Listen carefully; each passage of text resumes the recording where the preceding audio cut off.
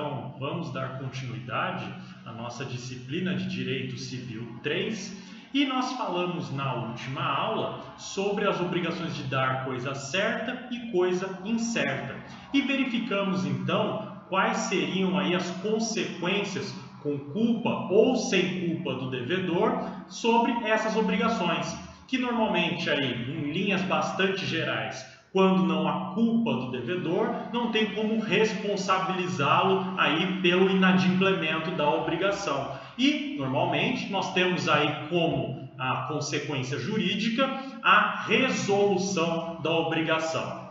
Por outro lado, quando falamos de obrigações que se extinguem por culpa do devedor, em razão de um inadimplemento, ou seja, imputável a ele aquele resultado de não cumprimento da obrigação, nós temos então consequência diversa, que normalmente o responsabilizará pela entrega forçada daquele bem, ou até mesmo aí por indenização por perdas e danos, quando não há mais o interesse do credor em receber a coisa, ou até mesmo a prestação se tornou impossível, seja pela perda da coisa, seja pela sua deterioração, e daí com todas as suas peculiaridades que nós já estudamos na última aula, tá bom?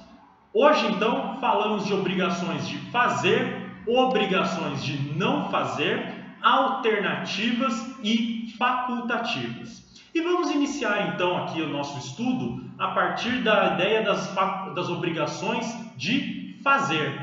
E afinal, no que se traduzem essas obrigações de fazer? São aquelas obrigações que impõem ao devedor uma determinada atividade.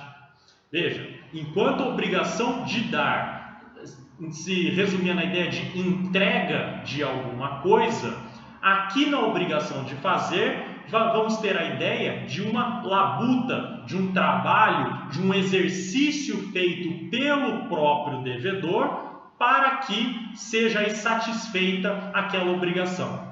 Então, se nos exemplos que eu dei anteriores, na aula passada, falávamos aí da entrega de um produto, da entrega, por exemplo, de um veículo, de um celular, ou então até mesmo de sacas de arroz, veja que as obrigações de fazer vão impor agora uma atividade própria da pessoa do devedor. Então, pintar um quadro para o credor, fazer um determinado conserto na residência desse credor. Veja, atividades então que dependem da própria labuta e não da entrega de algum produto, mas simplesmente o exercício de algum serviço, se formos nos utilizar aí, da nomenclatura própria do Código de Defesa do Consumidor. Então, diante dessa situação, vamos então dar uma olhada nos artigos concernentes a essa obrigação de fazer. Olha só. Artigo 247. Incorre na obrigação de indenizar perdas e danos o devedor que recusar a prestação a ele só imposta ou só por ele execuível. Então, veja só que esse artigo 247 vai nos remeter a uma classificação que nós vimos lá em Direito Civil 2, quando estudamos os bens. Por quê? Porque as obrigações de fazer, elas vão aí ter consequências diversas se estamos falando de obrigações fungíveis ou infungíveis. Lembra-se dessa classificação? Obrigações fungíveis é aquelas que podem ser realizadas por mais de uma pessoa, enquanto que as obrigações infungíveis só podem ser realizadas por uma pessoa. Ou seja, se trata de uma obrigação personalíssima, ou, utilizando também uma expressão que é bastante comum, bastante usual, é uma obrigação intuito persona. Então veja, o artigo 247 está dizendo o seguinte, que vai ser convertida em indenização por perdas e danos a obrigação caso o devedor se recuse a realizar aquela prestação ou até mesmo essa prestação seja somente aí por ele execuível. Aqui nós temos uma ideia um tanto quanto tradicional do nosso direito, que é a ideia que eu não posso aí invadir a liberdade do outro forçando-o a cumprir uma obrigação de fazer. E até mesmo a de não fazer, que vamos falar aí mais adiante. Que se ele mesmo se recusa e só ele pode realizar aquela prestação, então necessariamente a consequência seria pela indenização por perdas e danos. Ocorre o seguinte, que com o avanço das nossas relações jurídicas, com o avanço do funcionamento em si das sociedades, nós tivemos aí uma modificação em como tratamos essa obrigação aí de fazer, ou até melhor dizendo, essa consequência da obrigação de fazer. E para tanto, posso então falar aí de 2 diplomas legais nossos vigentes, que mostram que o desrespeito, a violação da obrigação de fazer, não necessariamente leva aí a conversão e indenização por perdas e danos. Primeiro deles, as próprias relações de consumo dentro do Código de Defesa do Consumidor. Olha só o artigo 18, parágrafo 1º do Código de Defesa do Consumidor. Olha aí na sua tela. O artigo 18, ele vai falar da responsabilidade dos fornecedores de produtos e serviços, e aqui nos interessa a ideia de serviço, que aí torne então, pelos vícios, ou seja, pelos problemas que tem esse serviço, torne aí impróprios ou inadequados ao consumo a que se destinam ou lhes diminuam o valor. Aí também discorre da disparidade, com indicações constantes do recipiente, embalagem, etc. Outras questões aqui que vocês estudarão propriamente lá em Direito do Consumidor. Mas veja só, então, artigo 18 caput vai tratar da responsabilidade desses fornecedores, de serviços aí pelos vícios. E daí o parágrafo 1º vai dizer o seguinte, que se o vício não for sanado no prazo de 30 dias, o que o consumidor pode exigir alternativamente à sua escolha? Olha só, substituição do produto por outro da mesma espécie em perfeitas condições de uso, restituição imediata da quantia paga, sem prejuízo das eventuais perdas e danos e abatimento proporcional do preço. Veja só, nesse parágrafo 1º, ele já está falando aqui que, não sendo aí cumprida a obrigação principal, ela pode se converter na entrega de um outro produto de mesma espécie em perfeitas condições de uso. E veja, mais para baixo, ainda aqui, ele também fala no artigo 19, vício de quantidade de produtos. Ele vai falar aqui também da substituição do produto da mesma espécie, marca ou modelo, sem os aludidos vícios. E, finalmente, olha só o artigo 20, que ele diz que o fornecedor de serviços vai responder pelos vícios de qualidade que os tornem impróprios ao consumo ou lhes diminuam o valor, assim por aqueles decorrentes da disparidade, com as indicações constantes na oferta ou mensagem publicitária. E olha só, o que o consumidor pode exigir alternativamente à sua escolha?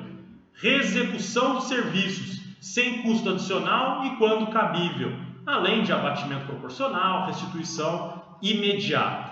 Então veja só que nesses exemplos que eu dei, sobretudo desse do artigo 20, nós temos que a execução do serviço, a obrigação de fazer, se não cumprida, pode aí ser exigida do consumidor a substituição por um outro produto, se tiver que entregar o produto junto com o serviço, obviamente aqui no exemplo que estamos dando para vocês, além de que, se o serviço for realizado com vício, pode ser exigido pelo consumidor a sua reexecução, Então, nós temos aqui previsões no Código de Defesa do Consumidor que aquele inadimplemento, ainda que parcial, da obrigação de fazer, não necessariamente se converte em perdas e danos. Ou seja, eu ainda posso exigir do devedor o cumprimento da obrigação de fazer.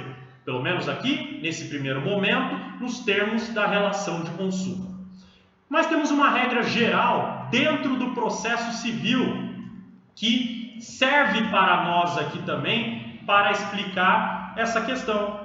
Olha só o artigo 497 do Código de Processo Civil. Olha o que ele diz. Na ação que tenha por objeto a prestação de fazer ou de não fazer, o juiz, se procedente o pedido, concederá tutela específica ou determinará providências que assegurem a obtenção da tutela pelo resultado prático equivalente. Então, olha só. Nessa ideia aqui, veja, que nós temos nesse dispositivo legal, o juiz pode, dentro de uma obrigação de fazer, ou até de não fazer, que falaremos mais adiante, ele pode obrigar que o devedor cumpra essa obrigação de fazer, colocando medidas que sejam aí, então, coercitivas para a realização dessa prestação. Obviamente, sempre quando for aí possível. Então, veja só, vamos dizer que um serviço deve ser realizado aqui na minha residência e o fornecedor se nega a realizar esse serviço. O que eu posso fazer? Eu posso entrar com uma ação pedindo que seja cumprida a obrigação de fazer e o juiz, então, condenará, pode ser até colocar por liminar, definir que seja cumprido aquele serviço sob multa diária de, sei lá, R$500, por exemplo. Ou seja, ele pode impor uma astrente, ele pode impor alguma restrição para aquele fornecedor, para aquele prestador de serviço, para que ele cumpra a sua obrigação de fazer. Então, veja que atualmente, com esses diplomas legais demais que nós temos aqui, a regra do artigo 247 não pode ser lida de forma tão estrita. Afinal, ela também vai poder aí abarcar situações que é possível exigir do devedor, ainda que seja uma obrigação infungível, que ele faça a obrigação, que ele realize ela forçosamente. Então, se o pintor não quer fazer a pintura do quadro lá que eu pedi, eu posso entrar com uma ação de obrigação de fazer, e nessa ação aí, o juiz pode impor uma multa diária pelos dias que ele descumprir a pintura. Agora, se eu não quiser mais a pintura, em razão do descumprimento, imaginando, por exemplo, que o quadro pode sair horroroso em razão de ele estar fazendo o quadro contra a sua vontade, então eu posso pedir aí a indenização por perdas e danos ao invés do cumprimento forçado da obrigação. Tá bom? Muito bem.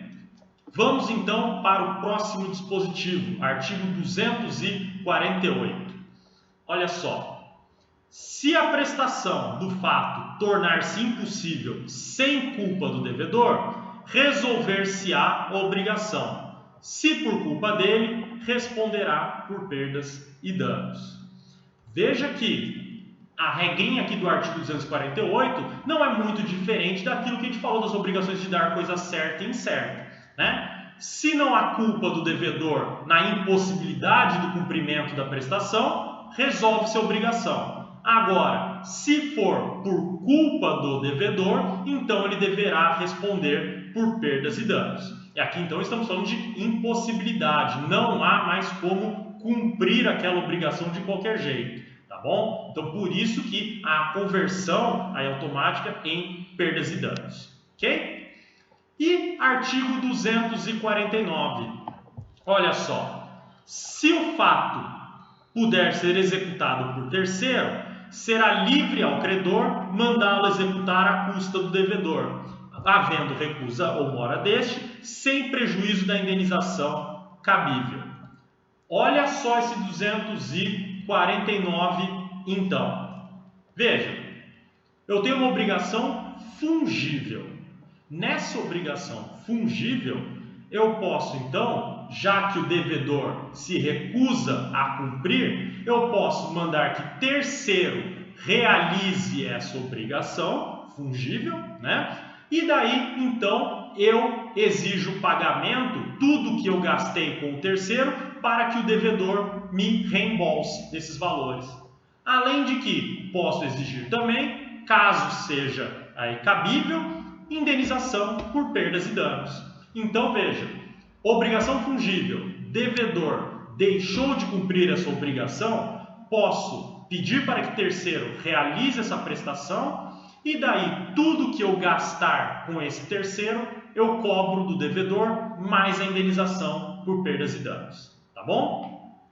Mas a gente pode pensar na seguinte situação, às vezes eu tenho uma questão aqui de uma obrigação que tem que se cumprir de forma urgente, porque no caput eu teria que exigir aí, mandar executar por terceiro e exigir depois as custas do devedor, eu teria que fazer um pedido judicial. Então, eu teria que pedir autorização judicial no artigo 249 caput para que eu possa pedir que o serviço seja executado por terceiro, para depois que o devedor me reembolse. E isso, por vezes, aí é muito demorado, e a gente sabe muito bem o quanto que demora uma ação judicial. Então, o que pode ser feito? Parágrafo único. A lei dá uma alternativa. Olha só. Em caso de urgência, pode o credor, independentemente da autorização judicial, executar ou mandar executar o fato, sendo depois ressarcido. Pronto. Tenho que realizar aquela obrigação de fazer? Preciso dela? Mando fazer, pego o valor e depois cobro o ressarcimento desse devedor aí inadimplente, tá bom?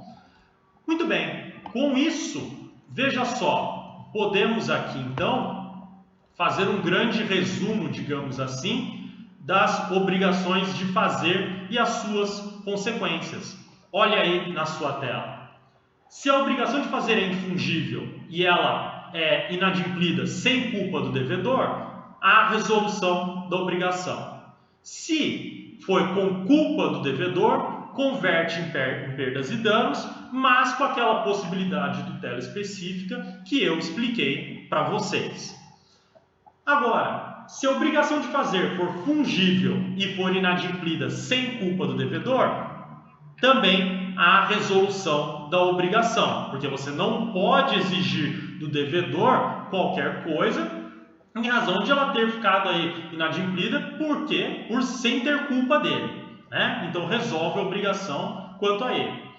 E se a obrigação de fazer fungível for a inadimplida com culpa do devedor, ele vai então pedir ao credor que seja executada a obrigação por terceiro, à custa do devedor, podendo também exigir indenização por perdas e danos, tá bom? Então, simples e fácil aí as consequências possíveis das obrigações de fazer fungíveis e infungíveis quando inadimplidas, tá bom?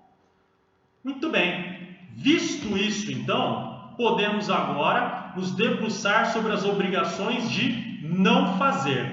E o que são as obrigações de não fazer?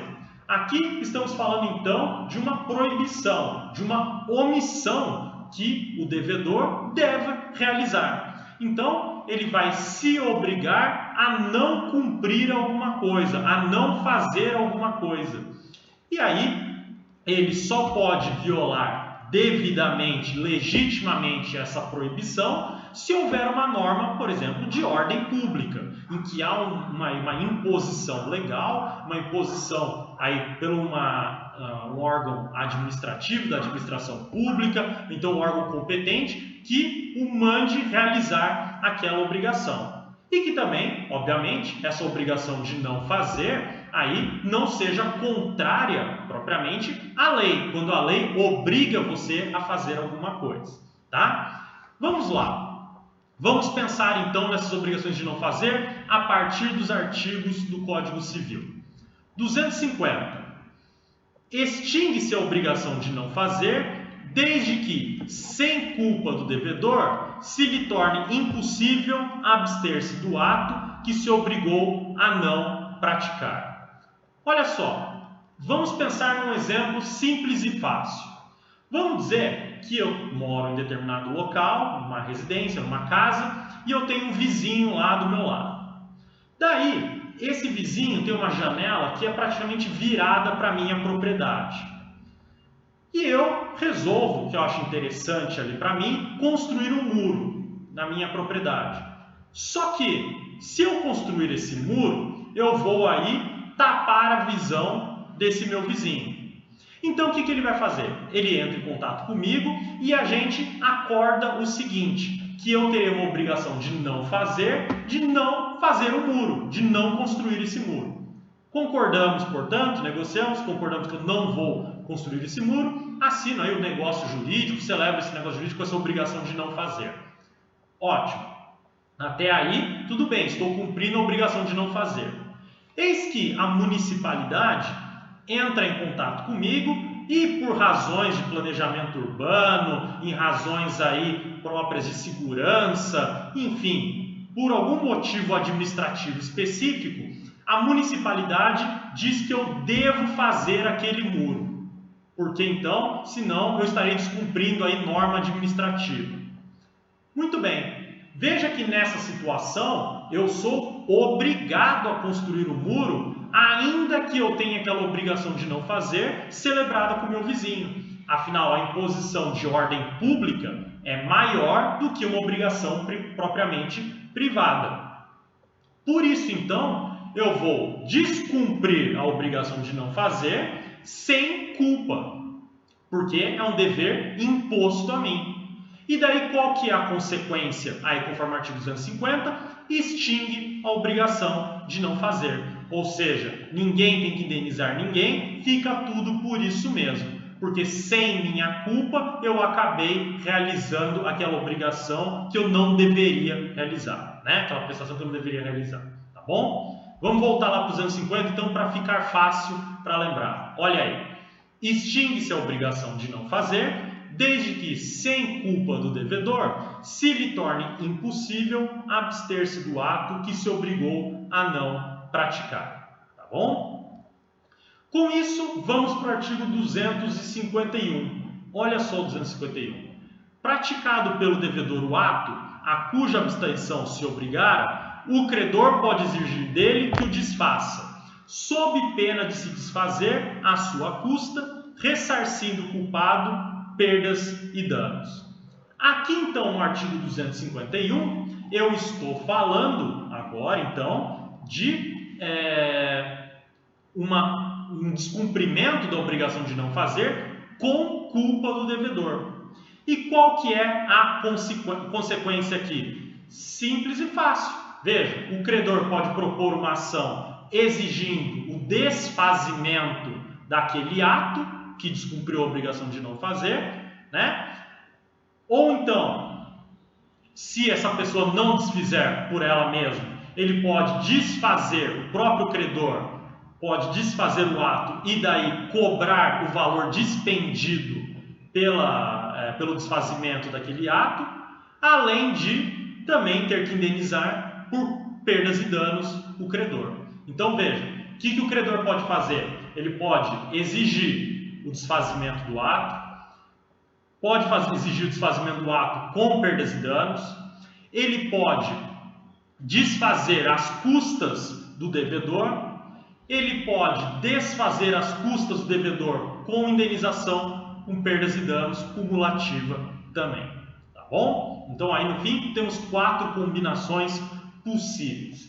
E lembrando, que nem eu falei para vocês lá do artigo 497 do Código de Processo Civil, que a ação aí que tem a obrigação de não fazer, assim como acontecia na obrigação de fazer, o juiz pode conceder aquilo que é chamado de tutela específica para determinar aí providências, né, para realizar aí os atos próprios aí, para que o ato de não fazer seja garantido, né, que seja cumprido, ainda que de maneira coercitiva. Bom? E artigo 251, parágrafo único. Olha aí na sua tela. Em caso de urgência, poderá o credor desfazer ou mandar desfazer, independentemente de autorização judicial, sem prejuízo do ressarcimento devido. Que veja, aí é aquele caso muito semelhante ao que a gente viu lá na obrigação de fazer.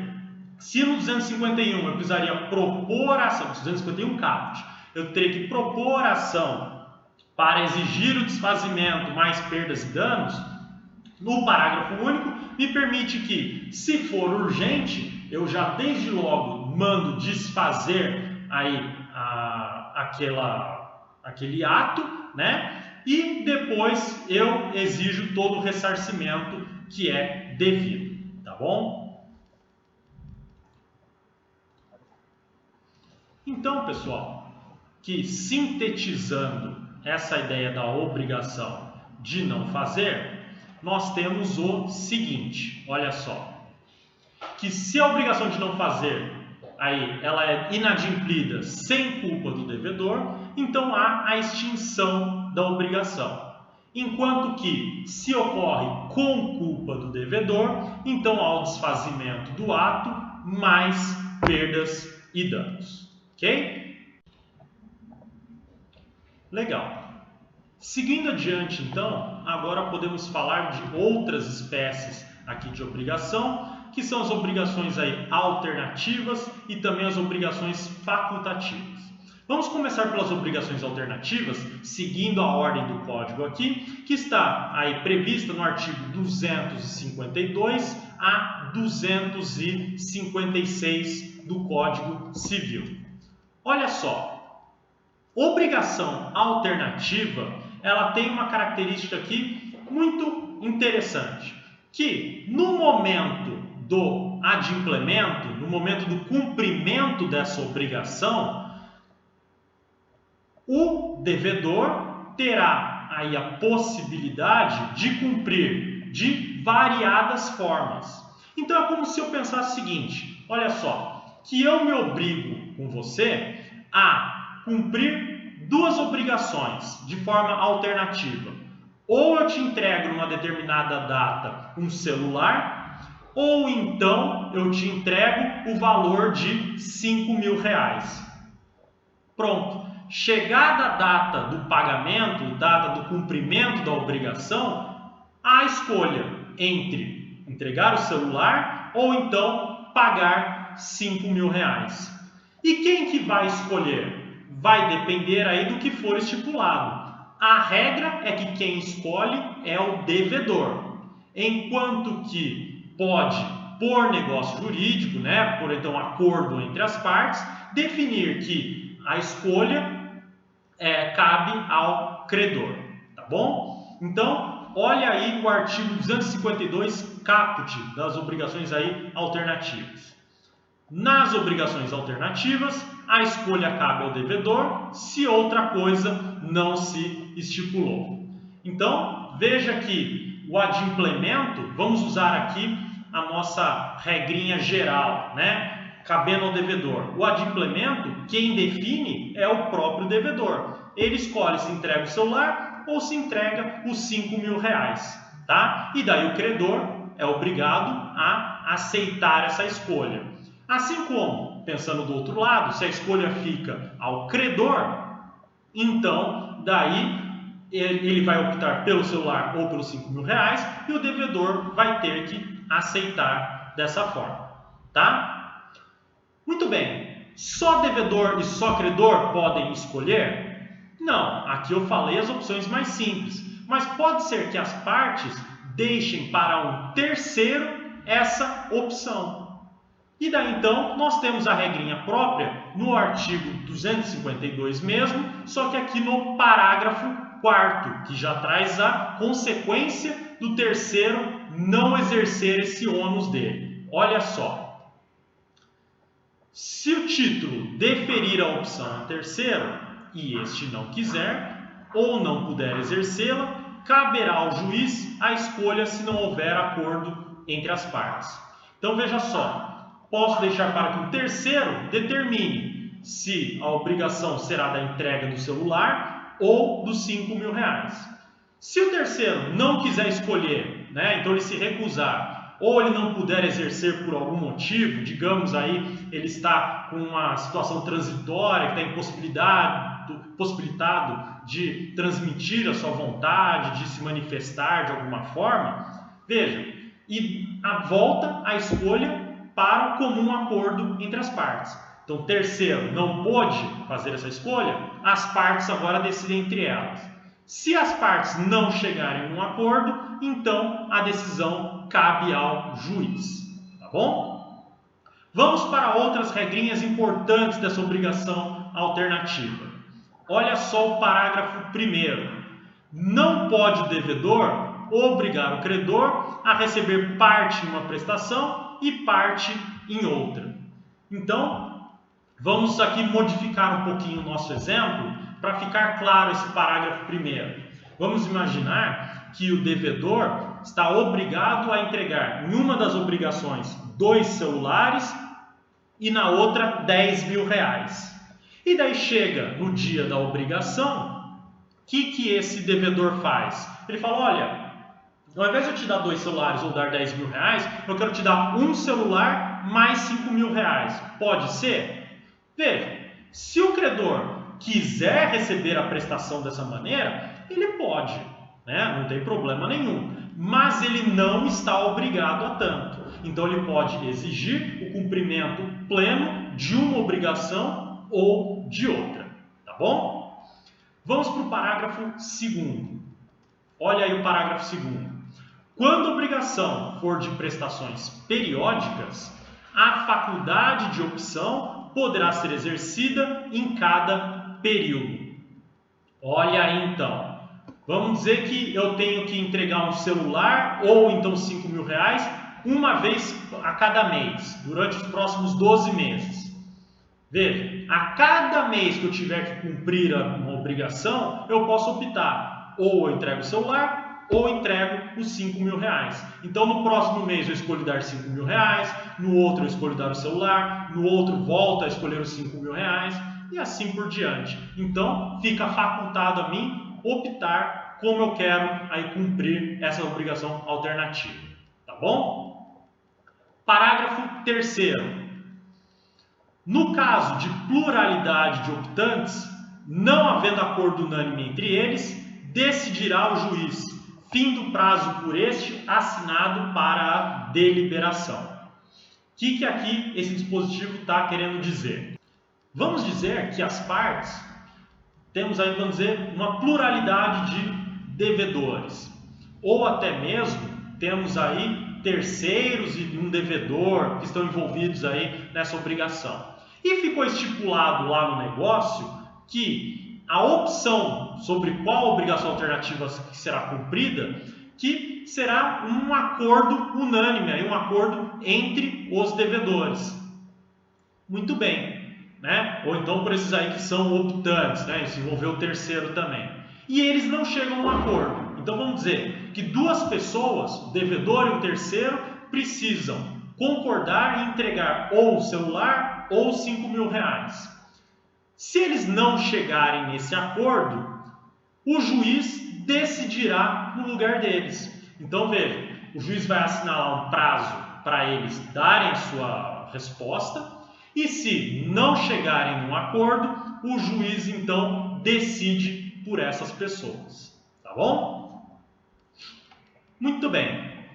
Agora vamos para o artigo 253. Olha só o 253. Se uma das duas prestações não puder ser objeto de obrigação ou se tornada inexequível, subsistirá o débito quanto à outra. Então veja, uma obrigação deixou de existir, se tornou impossível o seu cumprimento, persiste a outra. Então se eu tinha que entregar um celular específico e esse celular não existe mais, agora eu tenho que cumprir a obrigação alternativa dos 5 mil reais tão somente, tá bom? Então não extingue aí todas as obrigações, persiste aquela que não foi prejudicada. Agora o 254. Se por culpa do devedor não se puder cumprir nenhuma das prestações, não competindo ao credor a escolha, ficará aquele obrigado a pagar o valor da que por último se impossibilitou, mais as perdas e danos que o caso determinar. Então, vamos entender aqui esse dispositivo. Olha só, acompanha comigo.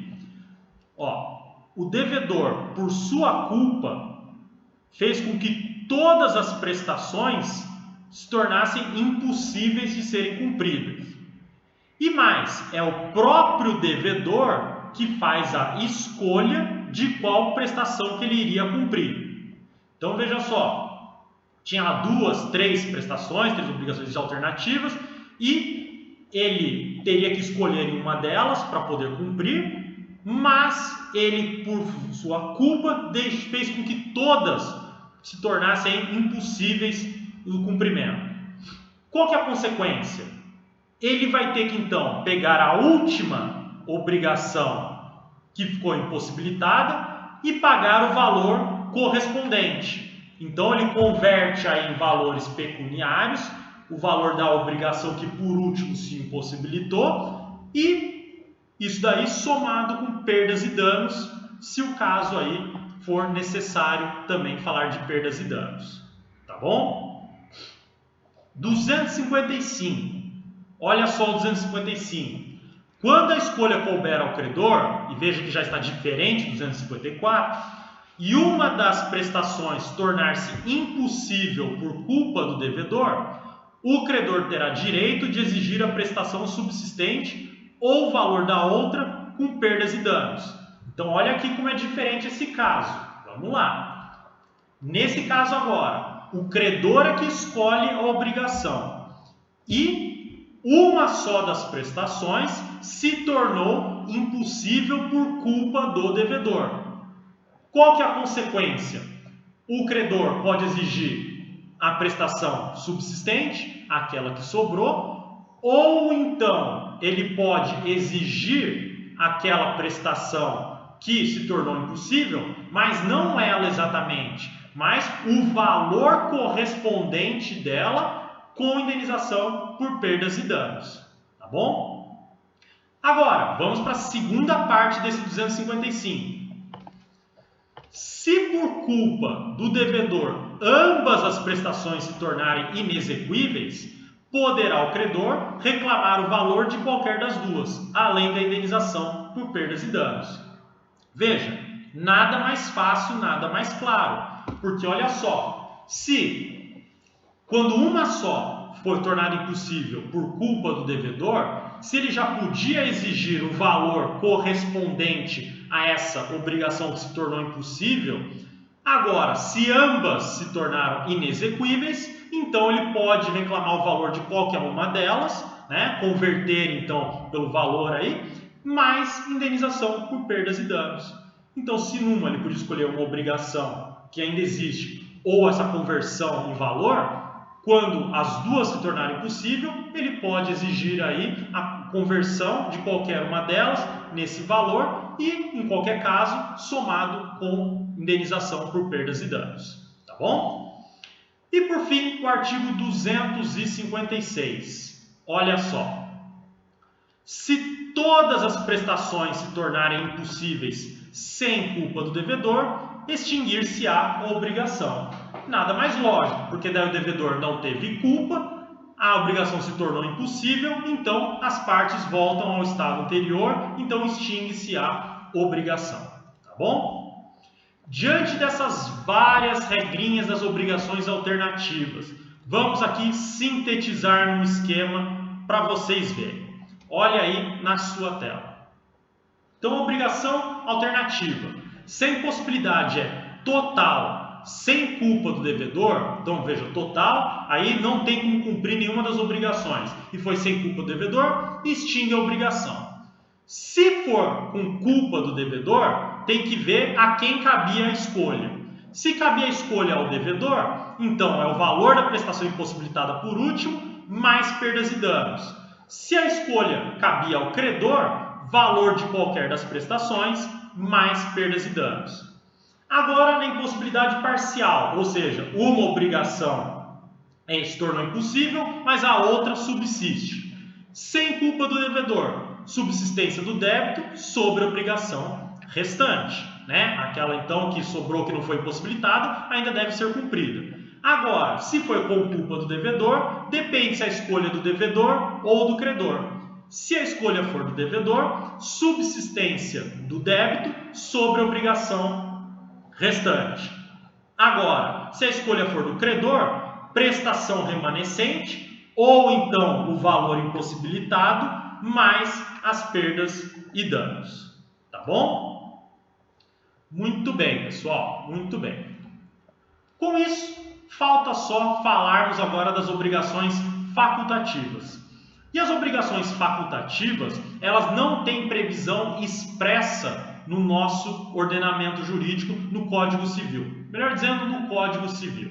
Mas elas são plenamente possíveis de serem aí aplicadas nas diversas obrigações, diversos negócios que nós temos. Inclusive, digo para vocês, nos utilizamos e muito dessas obrigações facultativas. Como que elas funcionam? Na obrigação facultativa, a escolha sempre vai caber aí ao devedor. E ele terá então duas obrigações distintas. Como, por exemplo, ele pode ter que entregar um determinado bem, vamos dizer, o celular mesmo, ou pagar R$5.000. Mas veja só, se inadimplida essa obrigação, o credor ele não vai poder aí exigir um ou outro. Ele não tem essa possibilidade de escolha. Ele só poderá escolher, poder exigir a obrigação que é tida como principal. Digamos que a obrigação principal era a entrega do celular. Mas se ele não entregar aí, ele tem a opção de pagar o valor de R$5.000. Veja, se o celular não for entregue, o credor só pode exigir o cumprimento da entrega do celular. Ele não pode exigir os R$5.000 na obrigação facultativa. Daí você deve estar pensando, peraí, professor, mas ainda está um pouco confuso essa ideia. Vou te dar um exemplo claro. Multa penitencial, ou então multa contratual, que a gente fala de maneira informal, que é aquela ideia de liberação de um contrato. Ou eu cumpro o contrato, ou eu pago a multa para me liberar daquele contrato. Vamos pegar o exemplo do celular aí.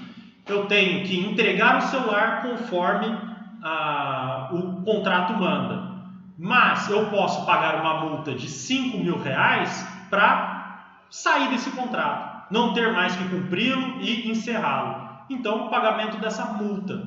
Veja, isso é uma obrigação facultativa. Por quê? Porque o credor ele vai ter que exigir somente a entrega do celular. O pagamento da multa para se liberar do contrato é opção tão somente do devedor, tá? Então essa é a grande diferença da obrigação alternativa. Porque na alternativa, veja, o credor pode acabar exigindo um ou outro cumprimento, a depender até aí das questões próprias que nós acabamos de estudar. Na obrigação facultativa, não. A opção é do devedor. E o devedor, ele então pode realizar essa obrigação facultativa, que seria normalmente uma multa para se livrar do contrato, ou então ele cumpre essa obrigação principal, que é a única que pode ser exigida do credor. Tá bom? Tanto que, veja só, se a obrigação tida como principal, a entrega do celular, se tornar impossível, veja que há extinção da obrigação e não a exigência aí dessa obrigação facultativa, essa obrigação até chamada por substitutiva, em substituição prevista no negócio, tá bom? Se vocês quiserem uma referência aqui, o Código Civil e Comercial da Nação argentino, tá? Então o código seria o Código Civil argentino, aí desde 2015, ele tem o artigo 786 que prevê expressamente a obrigação facultativa. E numa tradução livre aqui, né, do código, entendo o seguinte, que ele diz que a obrigação facultativa tem uma prestação principal e outra acessória. O credor só pode exigir a principal mas o devedor pode se liberar cumprindo a acessória. E o devedor tem até o momento do pagamento para exercer o poder de optar. Veja que essa redação do artigo 786 do Código Civil Argentino compila todas essas ideias que eu passei para vocês sobre a obrigação facultativa. Tá bom? Pessoal, isso aí é o que eu tinha para dizer para vocês na aula de hoje. Então, continuamos a matéria na próxima aula. Bom? Muito obrigado e até a próxima.